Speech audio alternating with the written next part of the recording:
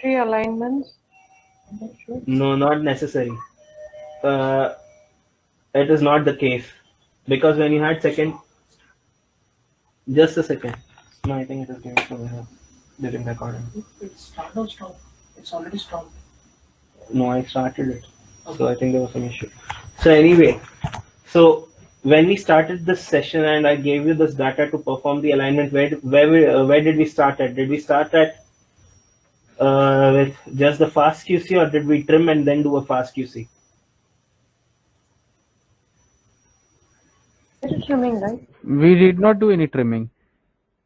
Yes, but you did do fast QC on your end. Yeah, we did the fast QC. And what did you observe in your fast QC?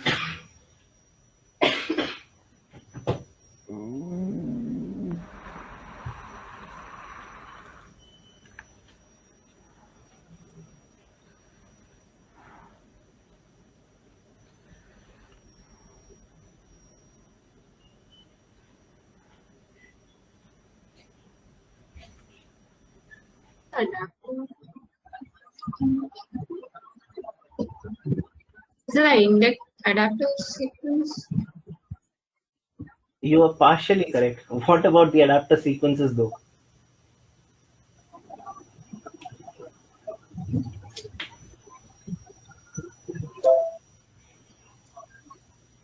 I didn't get you. What did you ask? You said something about adapter sequence. Yes. What happens to the adapter sequence? So the minimum that comes from probably that sequence, which we have Sorry, to can you- do it subsequently. Sorry, can you repeat that? Yeah, the minimum read what is coming from probably the adapter sequence. Okay, since you're partially correct, I'll tell you the reason. When I had initially given you the dataset, I had already mentioned that this dataset was quality passed and trimmed. That is the reason your minimum read length is 30. So there are only some reads in which, and depending on your insert sizes, your adapters can get sequenced. So when you trim off those reads, what happens is only some portion of your read is going to remain. So in a perfect world of NGS, which generally happens when you do the sequencing and adapter trimming, is majority. When I talk about majority, I'm talking about more than 99% of the data set doesn't have any adapters. That is a reason, despite having an adapter trimming segment going on here, your maximum and mean length are fairly similar. You can forget about this point when it's basically a truncation error. I hope that this is clear. So, and then once you go ahead with this, you also get to know what are the number of duplicate reads. So in this case, the data set was very good and could have been generally being generated with PCR free kits. So that is the reason you have like less than 5% duplicates. These would more than likely be just optical duplicates captured by the sequencer. Hello, Harish. Yeah. What is the acceptable percentage of duplication reads in any kind of Sir, data? it depends on situation basically. So if you have a small RNA data set or a transcriptome data set, somewhere around 25 to 50% is a nominal range. Whereas for a whole genome, depending on whether you're using a PCR based approach or a PCR free based approach, you can see somewhere around 5 to 10%. So I believe in this case they have used a PCR free kit, so that is the reason the duplicate reads are less than 5%. And moreover, in this case, if you are having such a low amount of duplicates, it is more than likely that these are optical duplicates rather than PCR duplicates. Okay. Yeah. So following this, clipped reads are the ones which again the aligner has trimmed. So generally what happens is when you have a small segment of bases which are like having okayish quality. So what happens is that aligner tends to mask out these bases due to a variety of reasons. These might be low complex bases, so which generally looks like multiples of A's stringing up together, multiple of G stringing up together, or it might be just one repeating motif, like it occurs in case of SSRs. Say for example, 80-80-80 motif going on till like a couple of bases here and there. So that is what alignments QC implies. So you basically QC and you scrutinize your alignment like I just did for you. So when you scrutinize your alignments to such a level, you're essentially guaranteeing the fact that there cannot be anything wrong with your data set. This check is mandatory whenever you do a genomic based alignment. For transcriptomes, the number of features will vary. For small RNA, the features will vary because what happens is you amplify a very small pool to a very large extent.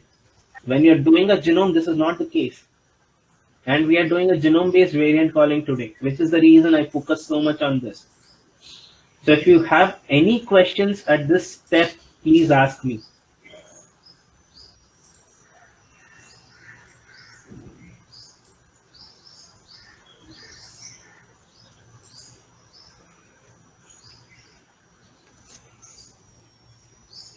Okay, so I'll move on to the next slide. So this is how your coverage track looks when you scrutinize it across the genome. So if you notice the small number written here, and you'll do that in your own PDS once we've done Polymap, is you'll notice the Conti header or the sequence header mentioned here.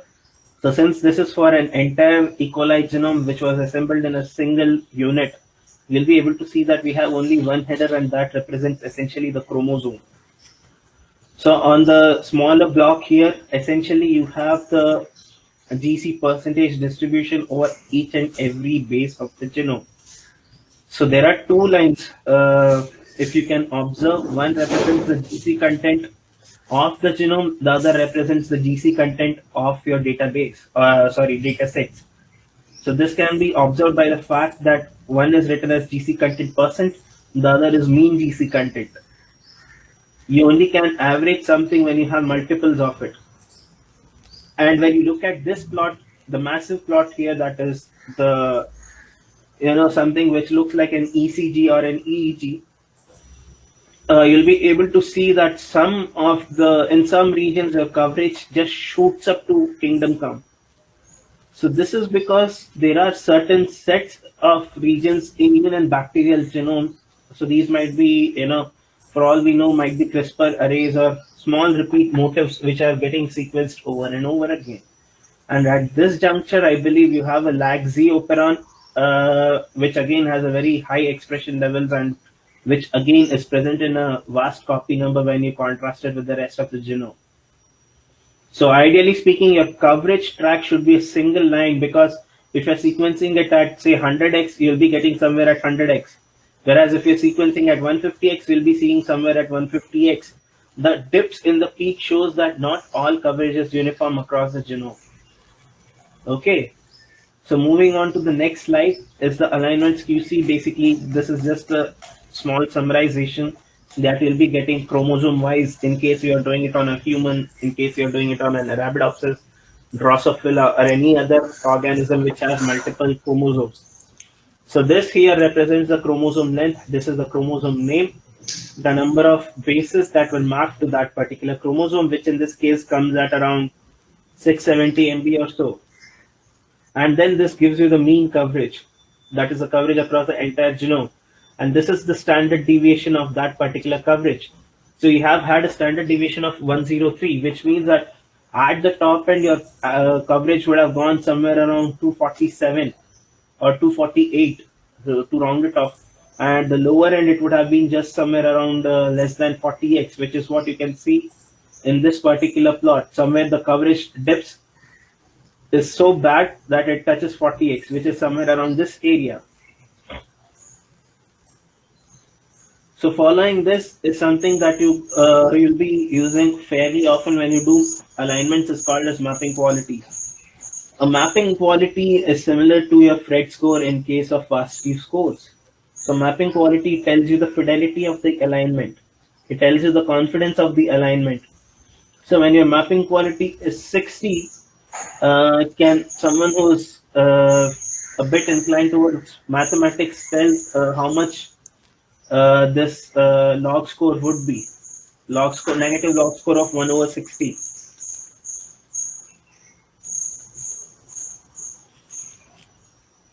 Anyone?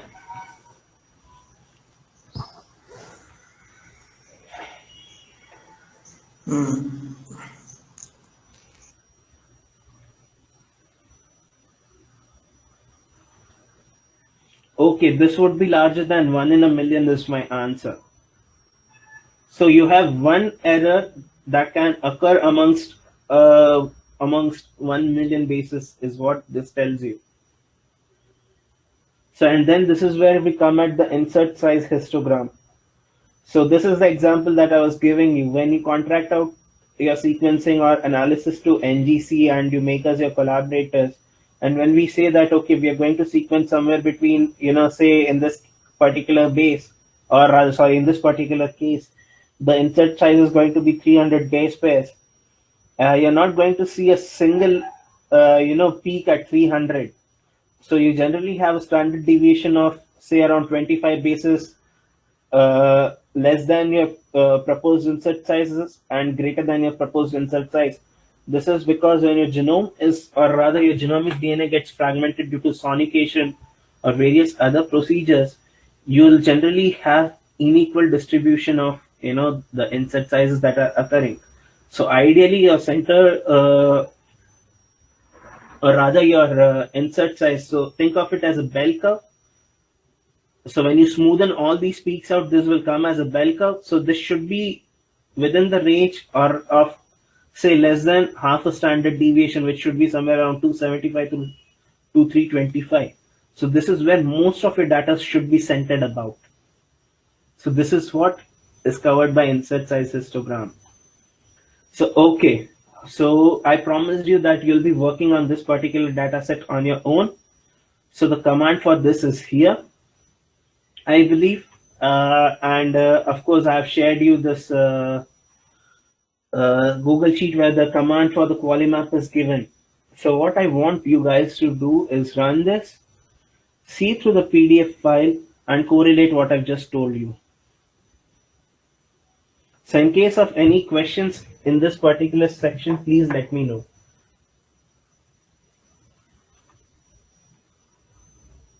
So, Sunita, you have a question that you are interested to see the WGS with respect to the human data. We specifically didn't include human here because transcriptome as well as whole exome sequencing is going to be human. So we wanted to bring you more variation where you can understand other model organism also. Plus, the size of the files are a bit high, so it would have taken longer for you to process the files.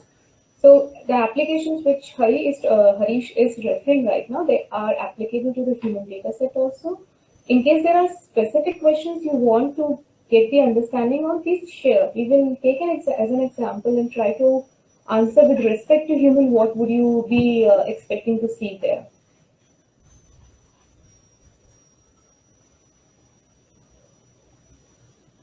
So now we are going to the hands-on, Harish. Yes, absolutely yes. Okay, good. So for people in the session, you want to run QualiMap, it's on slide number 19 with pointer number 12.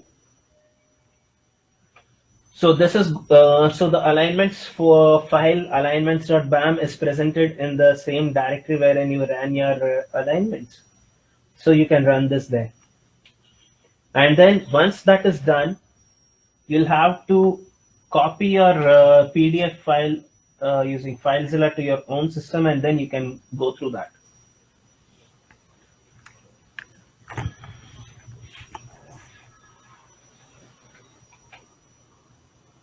What happens in variant calling is you, like I mentioned earlier, you'd be understanding and teasing out the differences between your reference organism and the organism that you have painstakingly cultivated or captured or created inside your laboratory conditions. So to name a few, there are various set of tools. Some of them are called BCF tools. Some of them are called Octopus. One of them is GATK. The other is Freebase. There is also VARSCAN, VARDICT, MUTECT, and so on and so forth. Is essentially the question that you should be asking, or that I ask myself often, is how do I select these tools? So one important thing to note is many of these tools employ, different algorithms. So these, I think I'm hearing an echo. Can the other person please mute the mic? So various algorithms can be employed in order to identify the variations, and predominantly people use two tools or three tools, which is GATK, Freebase, and BCF tools. GATK and BCF tools are traditionally known to employ hidden Markovian models to tease out the differences, whereas Freebase and Octopus uses Bayesian probabilities to identify the various differences. You can also read more upon their algorithms if you go to their GitHub page on the reference articles, because they would probably be explained better than I am going to be able to do now. So caveat emptor. So for variant calling is basically how do you decide which tool do you want to use? So of course, some of the pool in this workshop are clinicians. Some of you guys would be still studying your undergrads or postgrads, and some of you guys would be employed professionally, academically, anywhere. So the question that couple of you might ask: I'm working on plants, I'm working on bacterium, I'm working on human, I'm working on fungi, I'm working on archaeal system and various other probable organismal sets. So how do I decide? So basically, when you want to do variant calling, the key things to note are what are the ploidies of organisms that you're working on. So some of you might be working on the wheat genome, which is fairly well known to be a hexaploid. Some of you might be working on millets, which can be octoploid, which can be tetraploid, and many of them are allopolyploids. Some of you might be working on rice, which might be diploid. Some of you might be working on pooled data sets of bacterium. So say, for example, you had a bacterial culture and you know how many, basically based on density and various other factors, an estimated cell count of bacterium. So then you can estimate probably the clonality of that population, whether it is subclonal or whether it is just the first generation clones or whatsoever it is. So all these factors generally and severely impact the variant calling process that you might have. And ultimately, it again, like I fairly was insistent upon you guys understanding, QualiMap is going to be essentially dependent on the coverage and mapping quality of the data sets. And finally, some of you might just work on one sample at a time, which is what happens many times in a clinical setup. Some of you might be working on thousands of samples at a time to hundreds of samples at a time, which is what happens in agrigenomics when you're doing genotyping by sequencing and so on and so forth. So ultimately, the key takeaways to this portion of variant calling is to understand what are the ploidies of your organism, how much clonal structures are available in your population, what is the coverage and mapping quality of the data set, and ultimately how many number of samples you're planning to call. So currently, for the purpose of this workshop, we'll be doing a bacterial variant calling using a tool that I've come to love, which is called as Freebase. It is being developed by Eric Garrison in March Lab. So they are a lab in, I believe, UCSC or UCSD. So as the name suggests, Freebase, it's a Bayesian approach to call variations, and it employs something called as haplotype model. So one of the differences between GATK and Freebase is that it uses is basically Freebase uses a Bayesian model, whereas GATK, which is what you guys might be more familiar with, or at least even by name, would that be that GATK classically uses HMM based models. However, both of them in the recent developments, they use something called as a haplotype based approach, and I'll be touching a bit tad on it. And the other important thing to note here over on Freebase is that it can call all sorts of events. It can call indels, insertions and deletions. It can call single nucleotide variations. It can call multi-nucleotide variations, which are basically, you know, uh, basically an extension of single nucleotide variations. You can have like 3 bases or 2 bases, and basically if say it is AG, so the next the in the alternative allele it is AT, and so on and so forth. And it can call a variety of composite events like mixed polymorphism, wherein you have an insertion inside a variation, or rather a single nucleotide variation inside an insertion, and so on and so forth. Other than that, one of the other reasons that many people use Freebase is that it is faster and it is easier to use. So unlike the BWS section wherein we saw a monstrosity of piping, Freebase doesn't really involve that. It is far simpler to run variant calling with Freebase rather than various other tools available there. It has a lower resource requirement. The adventurous the adventurous people or the adventurous lot amongst you would want to run Freebase on their own laptops or their workstations once today's session is over. So you can always install that provided you have Linux.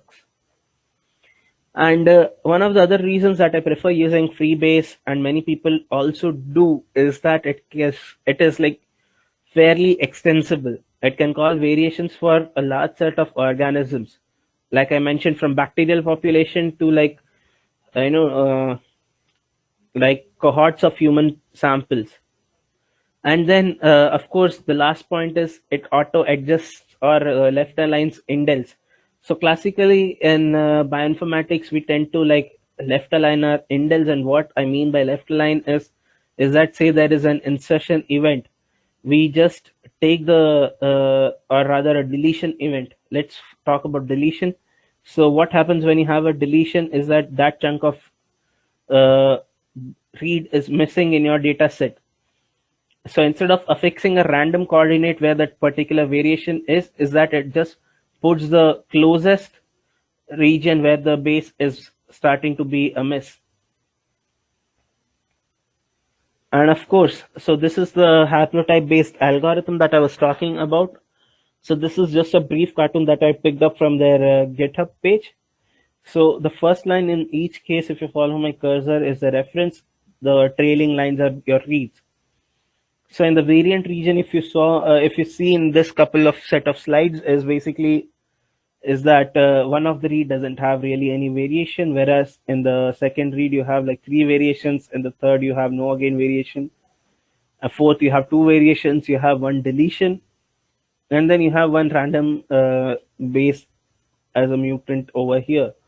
So what haplotype calling does is, instead of looking at each segment base by base, you're going to scan around 5 to 6 bases in and around that local coordinate. So say instead of say this region wherein I'm dragging my cursor, here it is T, T, T, T, T. So if say one base was here G, we are not going to really care about it unless and until we are also able to confidently see in and around all that particular region, say within a limit of 5 base pairs or a 4 base pair or a 10 base pair limit, whatever be your imagination.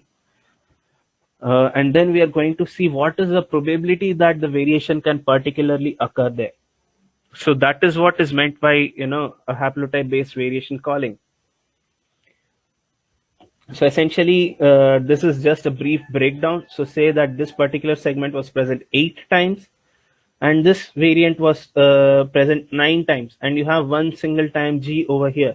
So it is basically going to prioritize and combine 8, 9, 1 and 1, and then it is going to evaluate the probability of this single G occurring here in the population, and then it is going to additionally employ various probability metrics to calculate out that variant.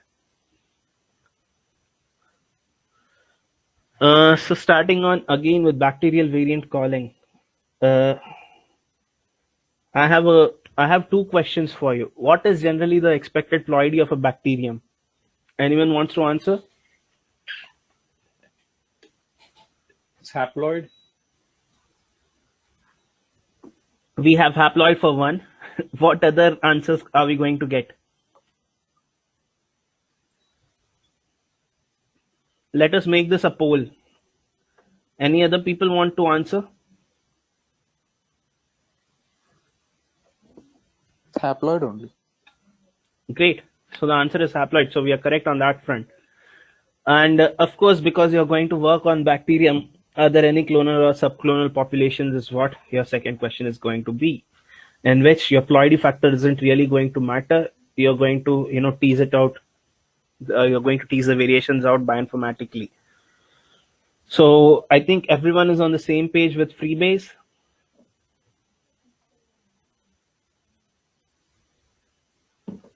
Okay, then. Yeah. Yes. Good. So we'll move on to the next slide then. So the question was, what do I mean by really easy and trivial? Here your answer is. So, so I just type out Freebase followed by -- ploidy1, which is for haploid. For diploid, you'll be putting 2. For triploid, you'll be putting 3. And then you'll be putting a strict VCF, which just specifies the variants emitted by this algorithm has to be in a compliant format, which has been already predetermined and standardized more or less by bioinformatics people around the world. And then similar to other tools wherein you had -O or -V or or greater than and redirection, -V is a case of this output VCF. So I want you guys to run this, and in case you have any issues, just speak up back or put it in the chat.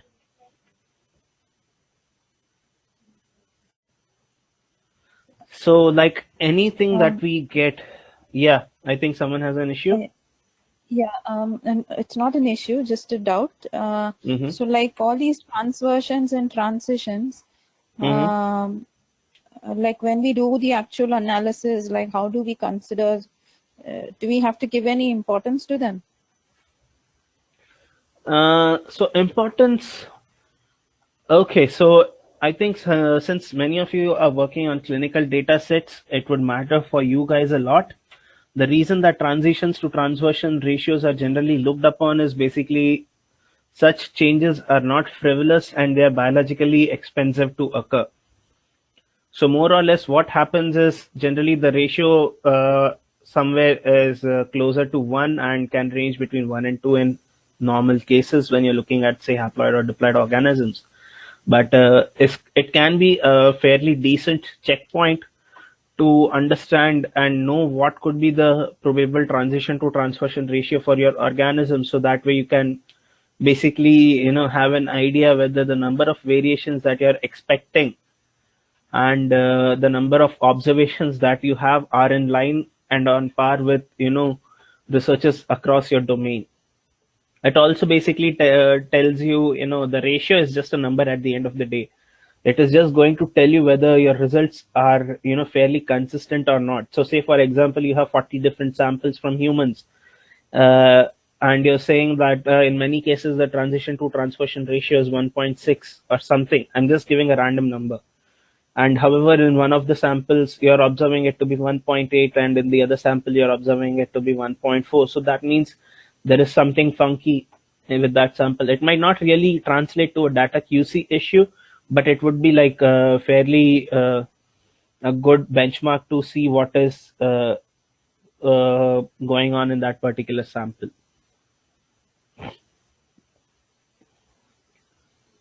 Okay. So yeah, so in one of the projects, just as an anecdote, so what happened was I was working on a bovid sample. It was to be more precise of a cattle origin, but just to check the fidelity of our analysis, one of my collaborators had put a sheep sample there, and we were breaking our head as to why the TS by TV ratio was completely wonky.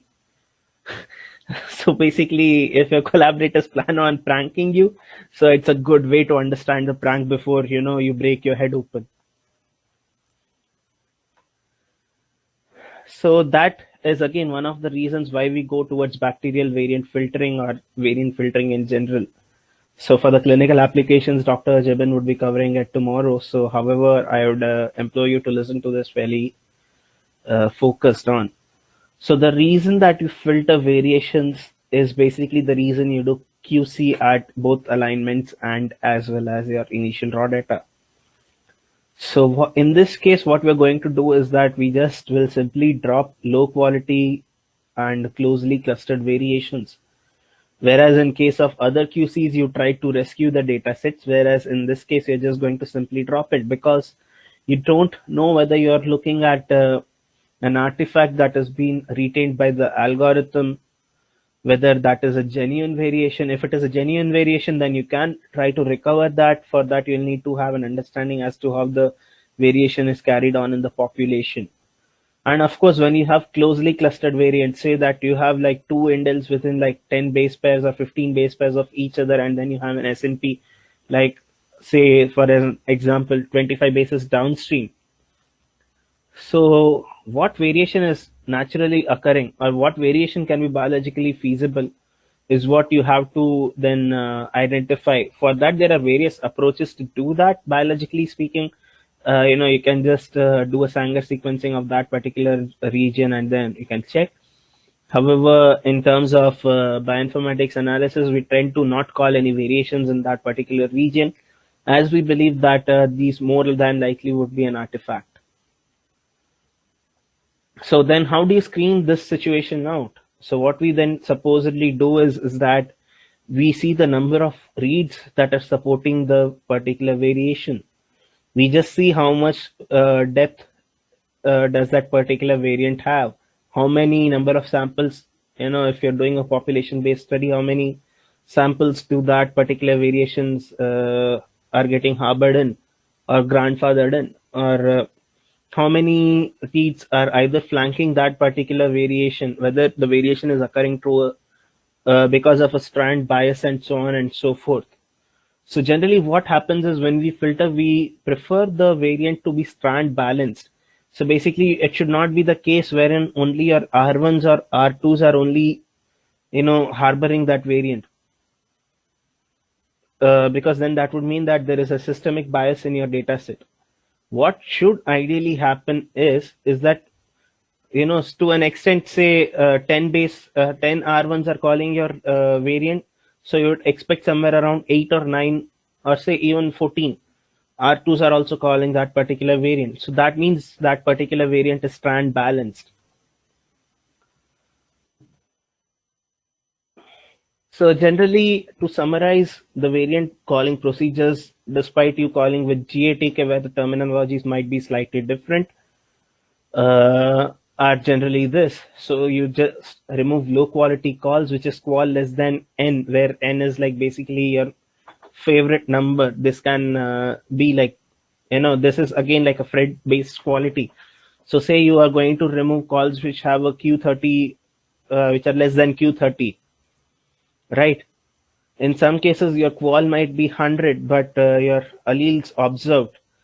So basically your qual is 100, but the number of reads that is supporting that is like really low. So that ratio can be employed to filter out those variations.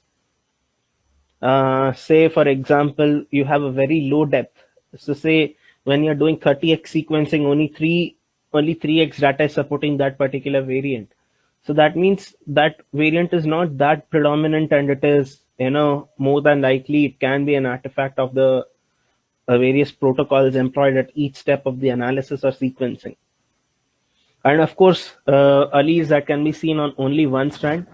So these are again removed by in the free base called SAF greater than 0 and SAR greater than 0. These are basically strand ratios.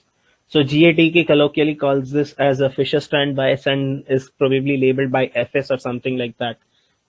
And then of course alleles that are observed by only reads placed to the left or the right of that particular variation, which is what I said.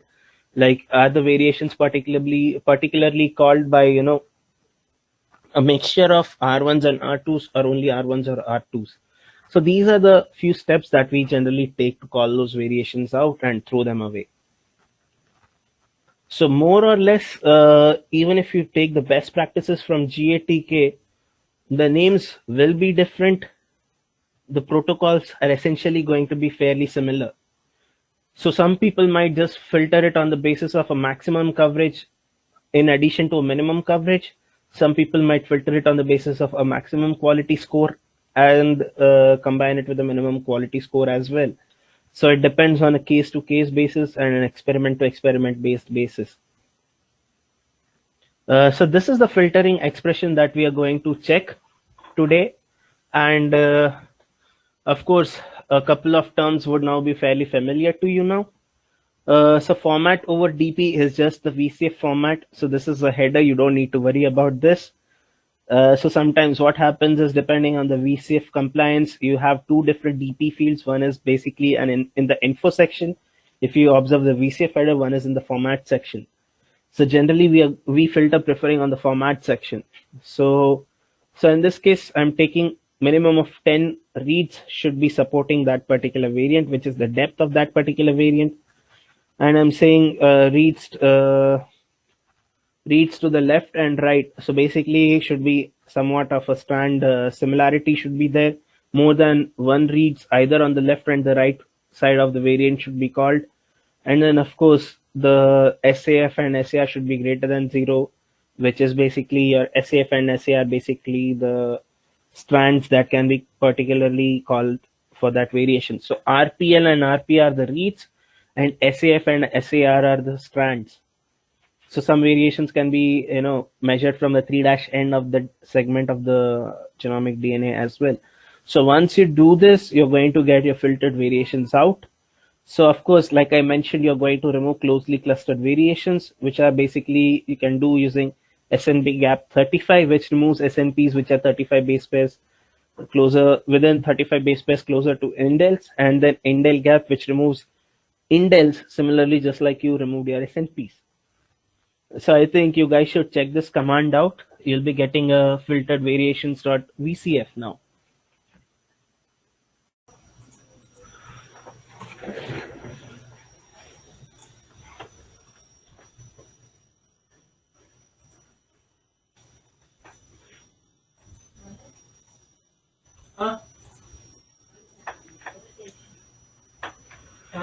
Okay, so I think since everyone has opened their HTML file in a web browser, so I want you to get your attention towards a couple of histograms that look like this, and then a couple of tables that look like this. Okay, so there are a key few things that you need to understand as to what comprises an annotation. So like others have pointed out, an annotation can enable you to deem whether the variant that you have identified is benign or pathogenic, what sort of a significance does it have, where in the genome is it localized, whether it's a missense mutation, it's a nonsense mutation, and so on and so forth is what annotation entails. So the clinicians amongst you would be using various databases like OMIM, ClinVar, DBSNP, then you have Cosmic, and so on and so forth. Of course, the details about clinical exome and genome annotations should be covered tomorrow. But globally speaking, an annotation exercise more or less encompasses the same. The only difference is basically, what sort of a databases are you going to take. In this case, I had already indexed the E. coli genome for you, so you just had to run the annotation for it. So in this case, so the genome annotation database was the gene set and the various loci in and around the encompassing gene set in case of E. coli.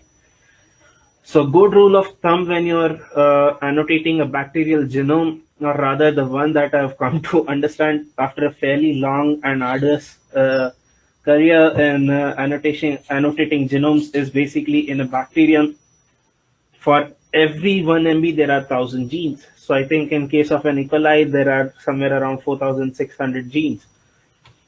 So the thing we need to understand is, lots of you found out that there were around 272 variations.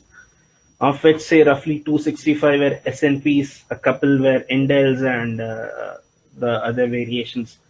And once you filtered them out, you found there were only 25 odd variations that were passing the thresholds, and these were a mixture of with the predominant weightage being given to SNPs and few other were indels. So when you annotate using SNPF, what you get is an HTML file. If you ask it to cordially dump it out, is this. It's a beautiful image which essentially tells where your variations are localized. So in case of a particular variation, you can see that some of them are either upstream the gene, some of them might be a bit further upstream, basically delving into the intergenic regions upstream to a particular gene harboring the variation. Some of them will be in the 5' UTR segments. Some of them might be in the exons. And similarly, if you were talking about a eukaryote, these could be in introns, these could be in splice acceptor and donor regions, which I think Avinash had covered a bit yesterday in his talk. And of course, naturally, when your variation is in a gene, it can also impact downstream. So similarly, you'll have an exon downstream to your variation. You can have the 3' UTR. And of course, downstream variations within, say, a couple of 100 base pairs. I think the default is 1 kb in this case. And then, of course, the downstream intergenic regions. So when you think about it in that way, harboring a variation in a gene can be either deleterious or it can have no impact at all. Depends entirely on how your codon is wobbling and what set of experiments you have planned. So basically, a variation is going to impact the current gene it is sitting on. It will impact the upstream gene and the downstream gene as well. So thus, when you see this table, which I think many of you would have gotten confused as to the fact that you've gotten only 25 variants, and here the total number is coming out to be more than that. And that is the precise reason why. So some of these variants that you have, they are going to be either stop loss or whatsoever. So in which case, in case there is a stop loss or a stop gain, it is going to impact both upstream and downstream in a single shot. And of course, when you have frame shifts and if they are present in intergenic regions and depending on whatsoever the function of that particular gene is and the nature of that particular variant, you can knock off, or knock off is a wrong term, even a knocked out is a wrong term to speak of biologically speaking. The correct term would be an impact. And thus, when you categorize this as an impact, in that particular, say, subset of genes, you have had high impacted causing variants, which are 3, which comprises roughly around 1% of your data set. Low, moderate, and modifier are generally going to be sublethal, and they're just probably, they might not involve any lethality at all, whereas high variations or high impact variants are generally going to be fairly lethal to your organism. No, I don't need to touch upon missense, nonsense, and silent mutations because I think a lot of you guys know about it. But in any case, a silent mutation doesn't do anything. A nonsense mutation might slightly impact. It may make, it may just reduce the efficiency of the gene to say around 90% efficient from 100% efficient, and missense is going to completely kill that gene. And then, of course, in this case, this is just a variant density histogram. It shows that within the first couple of bases, you are rather looking at the axis on the X, you would say that in the first MB rather, you have like very few variants. And of course, the benchmark here is variants per 100 kb. So you have naturally somewhere around 1 variant per 100 kb here. You've had like 1, 2, 3, 4. You have had like 4 variants within the first 1 kb and so on and so forth. So had you like a complex organism or even a bacteria which had 2 chromosomes, like I believe Vibrio cholerae has. I don't recall my biology correctly. Or say rather you are checking upon humans, so wherein you'll be having like the 23 chromosomes, including the sex chromosome. So you'll have 23 such graphs going on around. So of course, then naturally we selected and formed this into an Excel file. So I have a question for you now. So what do the various fields that we have written here mean? What is Chrome? Chromosome. And what is, say, POS? Position. Position of Position, base. position of Yeah. molecule. Good. So can you just tell one by one what are all these features till, say, from Chrome to Impact?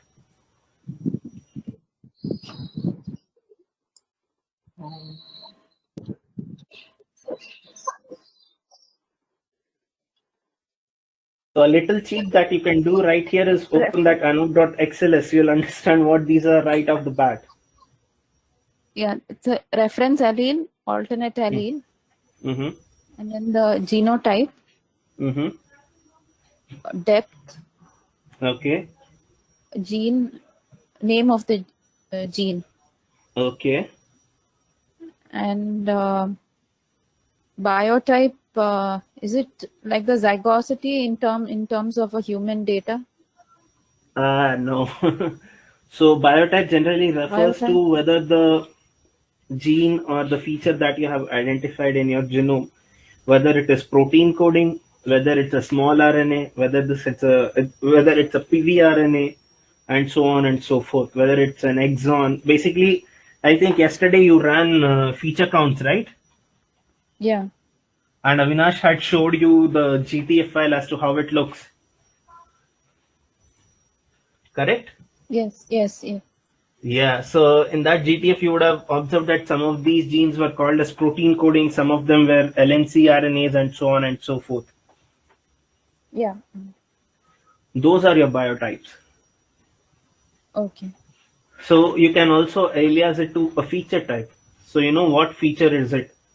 If it's a gene, Okay. whether it's a coding RNA or a non-coding RNA. Similarly, Okay. what does this term stand for? Asterisk is wild card. No? All not the asterisk. What does this .AA stand for? amino acid change. Good. And what does the impact stand for? The level of change. Good. We just recently saw, right? A slide or two back. This is the impact, whether it basically tells you the lethality of that mutation.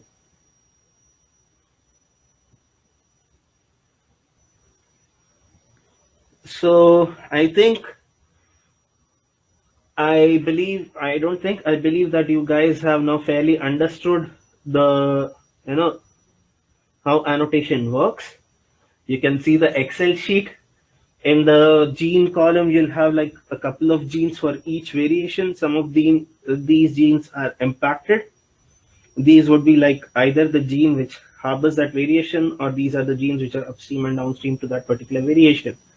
This is just a simplistic variant annotation that I have given to you.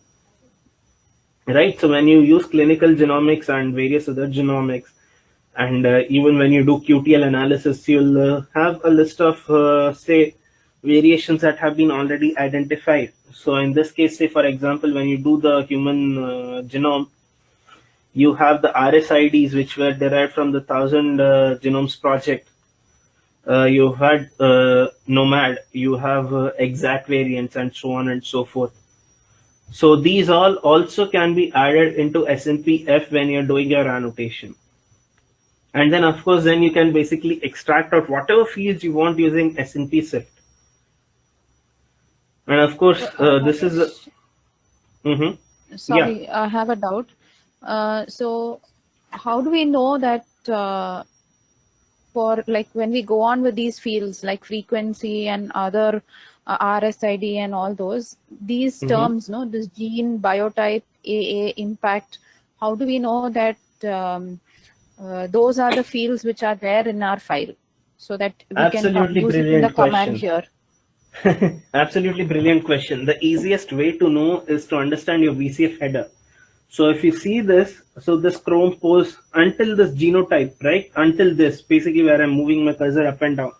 These are all the variant headers all together which are present in the VCF files. So when you annotate, you'll be getting, and of course, genotype and depth are also going to be present in your VCF file. So you should understand the VCF file actually. So when we are, I mean, like in the beginning level, Yeah.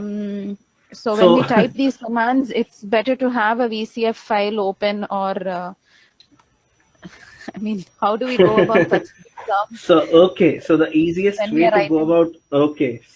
about so what you can do is, as an exercise, I have given you the anode.vcf file which you have gotten, correct? The easiest way to learn anything in bioinformatics is by doing it.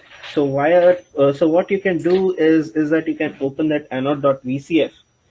The only reason I advise you not opening that right away is because, see, what happens is SNPF outputs a ton of things.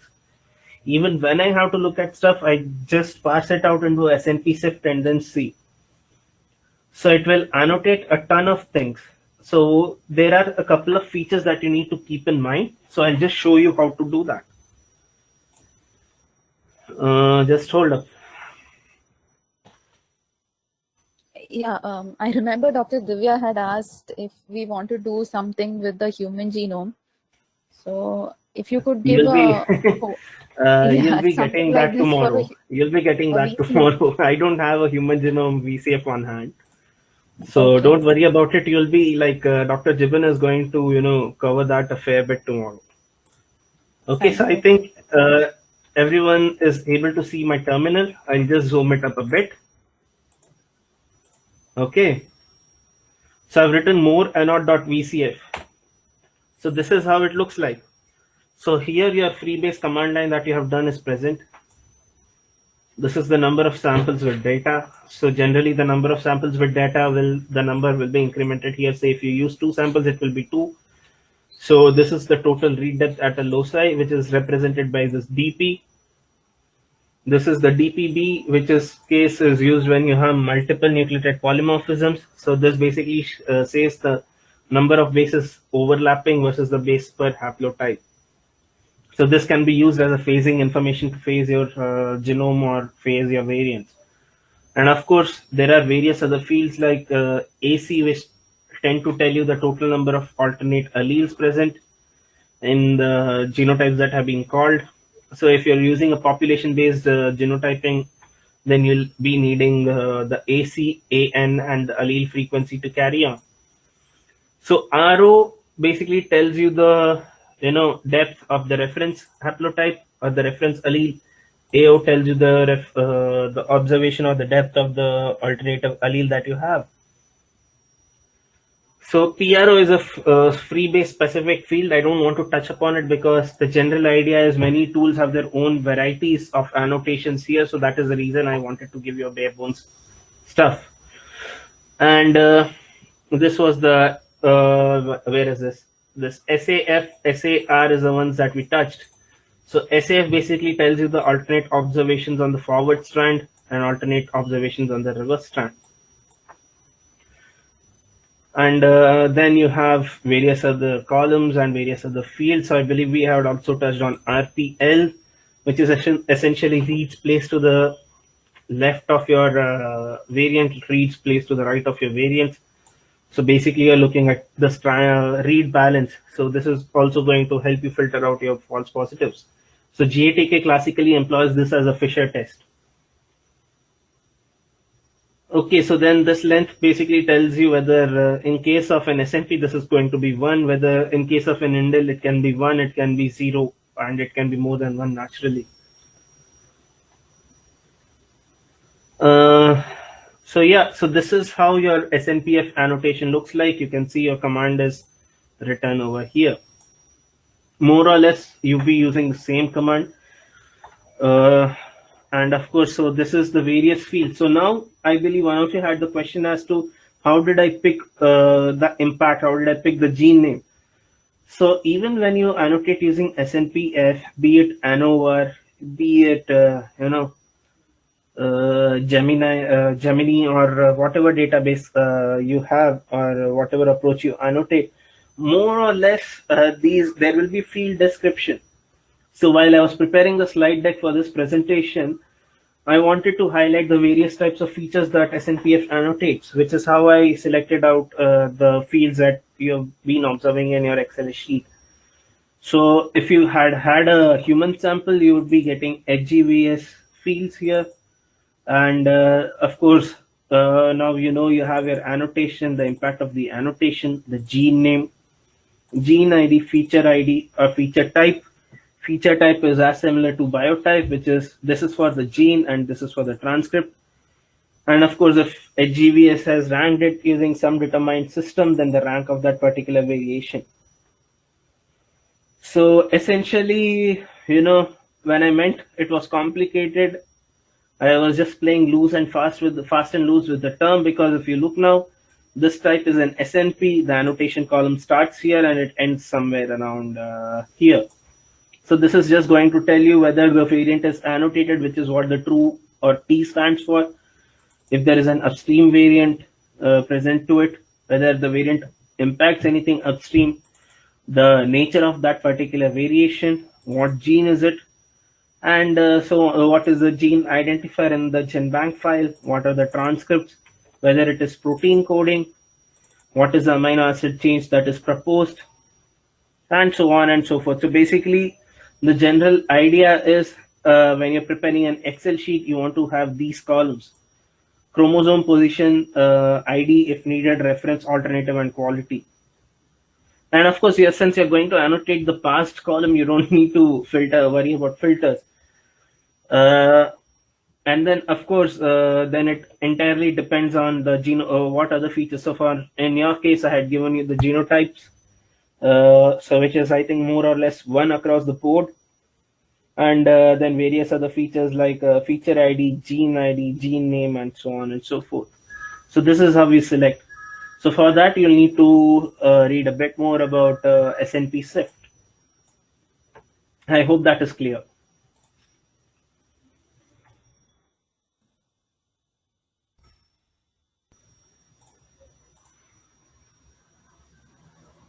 So now is the section where we visualize the concordance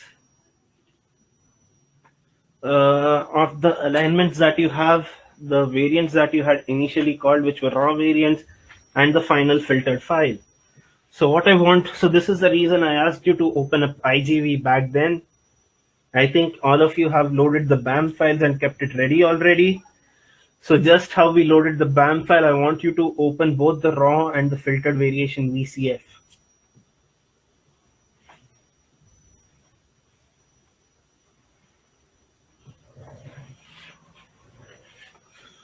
And then, of course, once you do that, just click the quick consensus mode and then collapse. Finally brings us to the conclusion of a session, which is to quote unquote says the further applications of variant calling.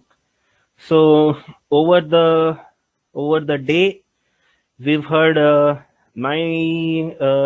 you've heard my lectures, my rants, and my session. You also saw what Dr. Aridman had done.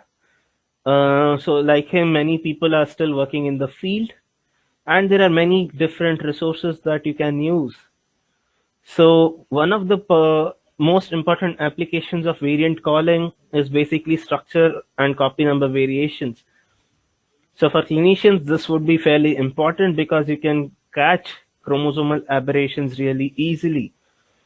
So when you have a chromosomal aberration, like say Philadelphia syndrome or Down syndrome or Cri-du-Chat syndrome or whatever it is, so when you do an WGS analysis, or you are able to somehow tease it out with WGS analysis, so basically you can improve your patient's quality of life. Recently, I saw on Twitter that for an infant which was feeling restless and had not had food and sleep in like 2 days, they went one fine day in the afternoon at say somewhere around 12:30 p.m. They were able to diagnose. They were able to basically, on doctor's recommendation, they did WGS analysis, extracted out the blood sample from that particular kid. They prepared the library, started sequencing the same day at 7 p.m. in the night. The sequencing finished the next day somewhere in the morning, and then they finished analysis an hour or two later, and then they administered a couple of medications to that kid, and then the issue was currently resolved, and they were able to even identify the medication that was needed. So this is how various applications of variant calling can be. And of course you have various companies like Monsanto, DuPont, Corteva, which generally various seeds for rice, they have for wheat like Forterra and so on and so forth, so that is how they select and breed plants. So they generate QTL markers based on variations, and then they create arrays which basically state that, okay, this variation is present in this plant, so let us pick that up. Of course, this I'm explaining in a very layman's fashion. This does not really occur in a very simplistic fashion. Lots of R&D goes behind it. And of course, if you have the phenotypic data associated with it, and the genome-wide association studies can also be done, which is what classically is called as GWAS. And then you can correlate with microbiome, you can correlate with your transcriptome and what not. You can do an interactome and so on and so forth to identify what are the traits associated with that particular variation. And finally, not to say the least, I believe you have gone through a couple of publications of our esteemed director, Dr. Tangraj. You would have seen that he does a lot of population-based studies to characterize diversity using admixture analysis, demography analysis, and so on and so forth. So these are selective applications of variant calling, and I hope and I implore you to explore things for yourself and keep on improving in the field. And whenever you plan an experiment, always be sure to have the idea of an experienced bioinformatics personnel, so that your budget doesn't go to waste, your experiment doesn't go to waste, because some of the samples that you might get are going to be fairly difficult to work with and tease out the information from because of their nature.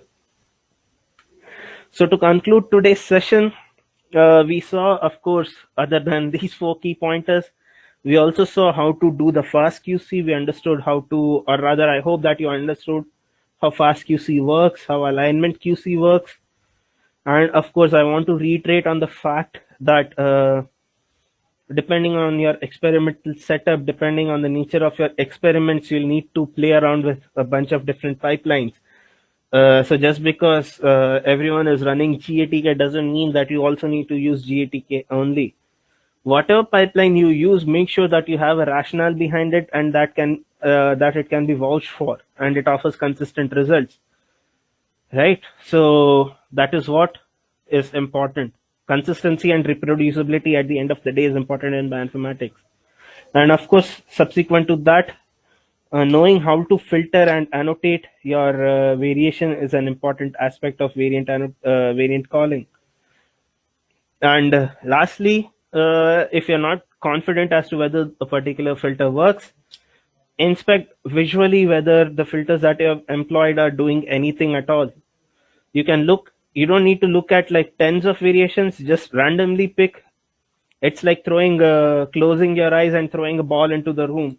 If it hits a chair, you are going to sit on that chair. If it hits on the roof, you have to somewhere figure out a way to sit on the roof. So that is how it should be. You have to figure out a way to sort out your variations and validate them one way or the other. So I believe that about